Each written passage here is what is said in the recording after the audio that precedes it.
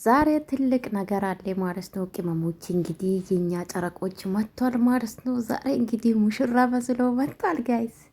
መቼም ይሄ ነገር የትላንትና መሆን አለበት ውዶቼ። ሰላም ቤተሰብ እንዴት አደራችሁ? ሰላም አደራችሁ?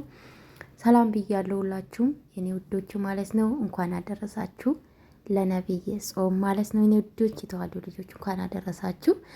መልካም ጾም እንዲሆንላችሁ ምኞቴ ነው ማለት ነው። እንግዲህ ዛሬ በጠዋት ማለት ነው የነ ጨረቃ መጥቷል ማለት ነው። እንግዲህ ሮማንቲክ ነው የዛሬ ቪዲዮ። ኢቨን ሮማንቲክ መሆን አለበት እንጂ በጣም ነው አማረባቸው። ከአይን አውጣችሁ የኔ ቆንጆች የኔ ውዶች ማለት ነው። ከአይን አውጣችሁ ፈጣሪ አምላክ እንዲሁ መጨረሻችሁን እያሳምርላችሁ። በዕለተ ሰንበት ነው ምርቃቱ ዛሬ ደግሞ ጋይስ በጠዋት እና እንዴት ናችሁ ግን? ሰሞኑን ጠፍቻለሁ። በነጨረቃ መጥቼ አላቅም።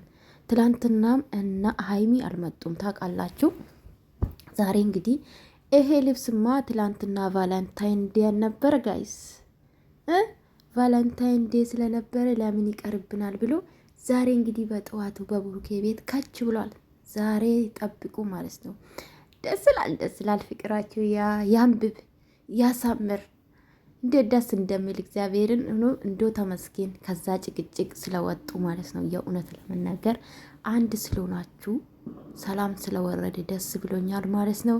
ሀይሚዬ የእውነት ሙሽራ ነው መሰልሽ እኮ እኔ ቆንጆ የመልስ የተጠራሽ ማለት ነው።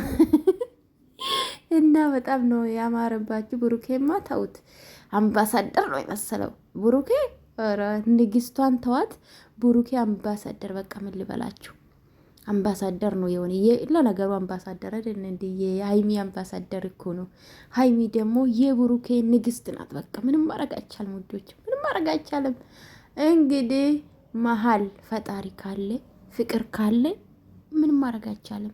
እና ዛሬ አዲስ ነገር ይኖራል፣ ጠብቁ። ወዳችኋለሁ። ባይ ባይ።